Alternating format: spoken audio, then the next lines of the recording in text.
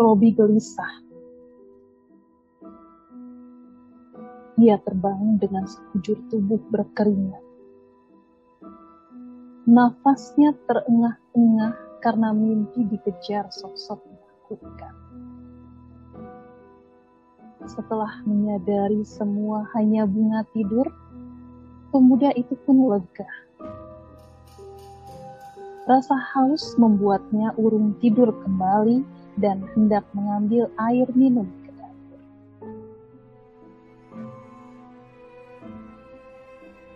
Kamar Robi berada di lantai 2. Jam dinding menunjukkan pukul 14.20 waktu setempat. Ketika menuruni anak tangga, ia merasa ada yang aneh. Tidak biasanya rumah sepi di jam-jam seperti itu. Heran, kemana seluruh anggota keluarganya? Robi berjalan mengitari rumah. Dari depan teras, terus ke gudang belakang. Memeriksa setiap kamar, baik kamar orang tuanya, kamar para pengurus rumah, bahkan ia sampai mengintip kolam renang tetangga. Siapa tahu mereka lagi main ke rumah sebelah, pikirnya. Tetap nihil. Robi masuk kembali. Ia terkejut ketika Pak Usin, sopir keluarga, muncul tiba-tiba tepat di hadapannya.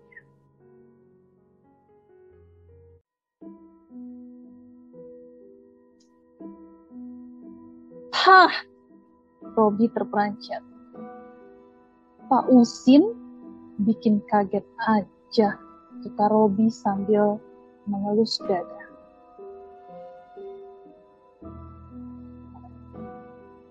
Ada apa, Den?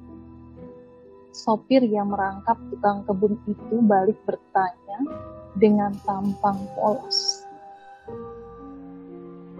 Pada kemana orang-orang? Kok sepi? Tadi Tuan dan Nyonya minta diantar ke rumah Pak Aswin. Ada acara ditanam putranya.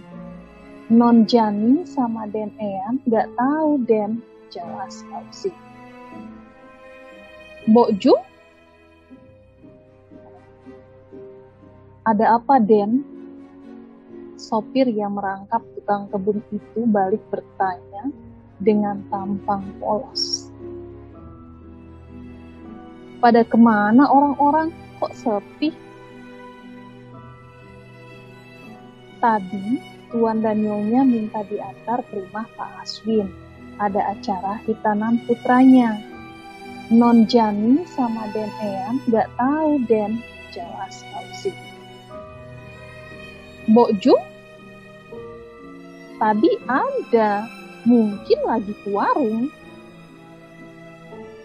Oh, ya sudah. Karena merasa gerah, Robi memutuskan untuk mandi. Ia hendak meminta Pak Usin mengambil handuk di lantai 2. Namun, pria parubaya itu tiba-tiba menghilang begitu saja. Bahkan dipanggil-panggil pun tak menyahut. Terpaksa Robi harus kembali ke lantai atas sendirian. Sesampainya di puncak tangga, sekilas Robi melihat bayangan Mbok Jum yang sedang berdiri di teras tempat jemuran. Mbok, panggilnya. Tak ada sahutan. Robi menghampiri pintu teras yang sedikit terbuka. Ia celingak-celinguk, tidak mendapati siapa-siapa di sana. Aneh, pikirnya. Ia pun kembali pada niat awal hendak mengambil handuk di kamar. Baru saja sampai di depan pintu ruang pribadinya, Robi dikejutkan suara benda jatuh yang cukup keras dari dalam kamar Eyang. Rasa penasaran membuat ia beralih ke ruang sebelah. Dek, panggil Robi sambil memutar handle pintu. Sepi. Kamar Eyang kosong. Robi mengenyirkan dahi. Padahal jelas-jelas ia baru saja mendengar suara benda jatuh. Namun kondisi kamar Eyang baik-baik saja. Tidak ada yang mencurigakan. Merasa kurang puas, Robi memeriksa seluruh sudut ruangan. Jendela kamar tertutup rapat. Hanya gorden yang dibiarkan terbuka.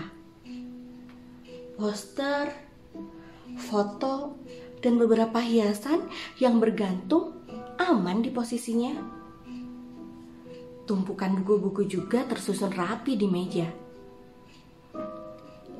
Ada beberapa poster pria bertampang misterius di dinding kamar. Sang adik masih kuliah.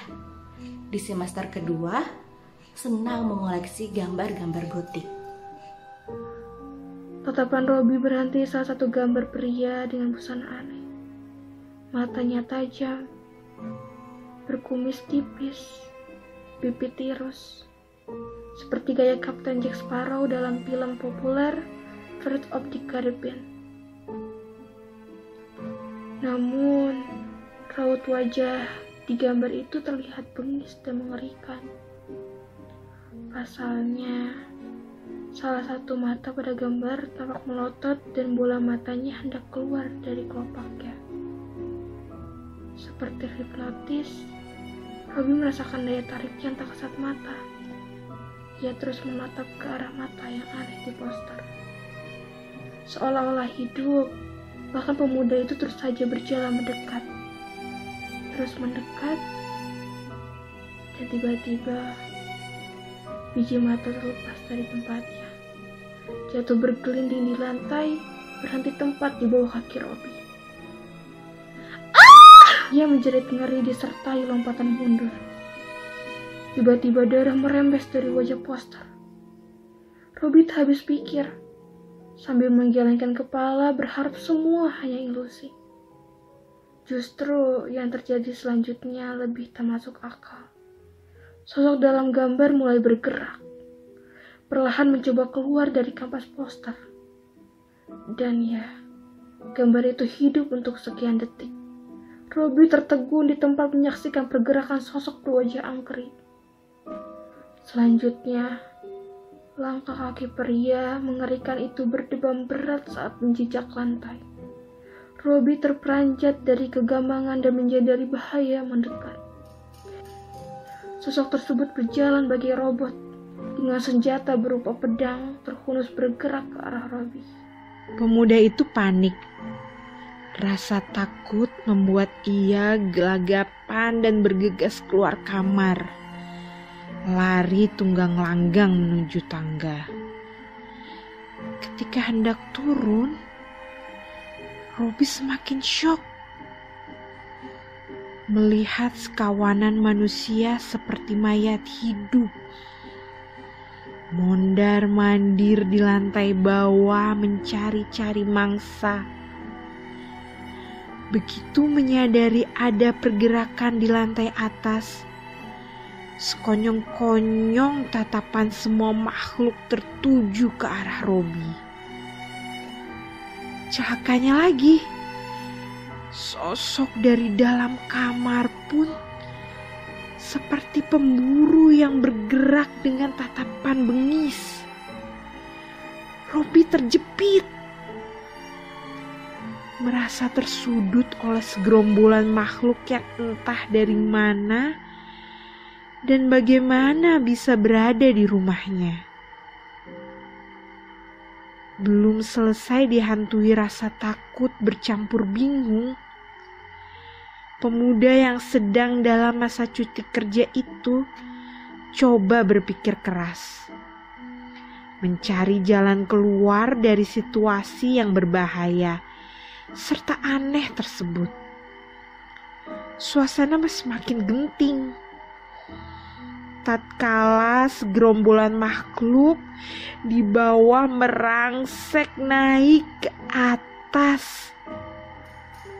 Sementara sosok pria mengerikan juga mendekat. Keringat dingin mengucur di sekujur tubuh Robi yang bergetar hebat. Tenggorokannya kering. Bibir keluh tak sanggup berkata-kata, apalagi berteriak. Akal sehatnya seperti terkunci. Di detik-detik selanjutnya, degup jantung yang semakin kencang berpacu dengan waktu. Robi memutuskan untuk menerobos sebuah jendela kaca di dekat tangga. Brak. Sekali dobrak, tubuh Robi meluncur jatuh ke pekarangan samping rumah, mendarat di atas rumput dan pingsan seketika. Robi. Beberapa guncangan keras membuat kesadaran Robi kembali. Ketika membuka mata, ia mendapati seluruh anggota keluarganya menatap cemas ke arahnya. Syukurlah, ucap ibu lega. Kau ini kenapa? Tidur sampai 2 hari 2 malam, kayak orang pingsan saja. Suara ayah menggelegar marah.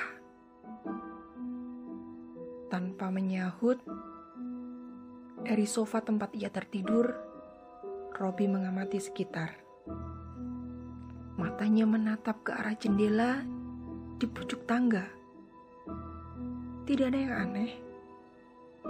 Kaca jendela utuh dan semuanya baik-baik saja. Sebuah buku jatuh ke lantai ketika Robi bangkit berdiri. Setelah diamati, ia baru sadar kalau isi buku itulah yang membawanya ke alam mimpi. Rasa penasaran membuatnya terjebak di dimensi cerita. Padahal sudah diingatkan Fatir, sahabatnya, kalau buku tersebut seperti memiliki kutukan dalam mimpi.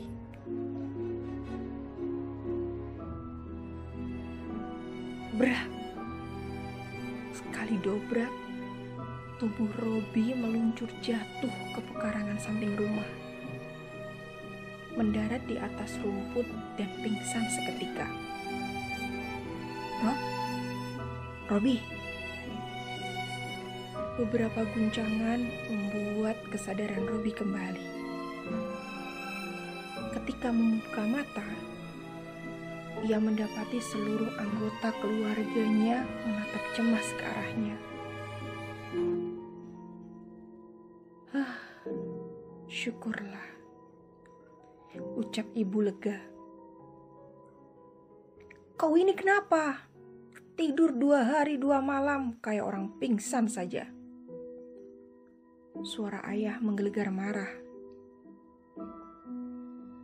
Tanpa menyahut, dari sofa tempat ia tidur, Robi mengamati sekitar. Matanya menatap ke arah jendela di puncak tangga. Kaca jendela utuh dan semua baik-baik saja. Sebuah buku terjatuh ke lantai ketika Robi bangkit berdiri. Setelah diamati, ia baru sadar kalau isi buku itulah yang membawanya ke alam mimpi. Rasa penasaran membuatnya terjebak di dimensi cerita. Padahal sudah diingatkan Fatir, sahabatnya, kalau buku tersebut seperti memiliki kutukan dalam mimpi.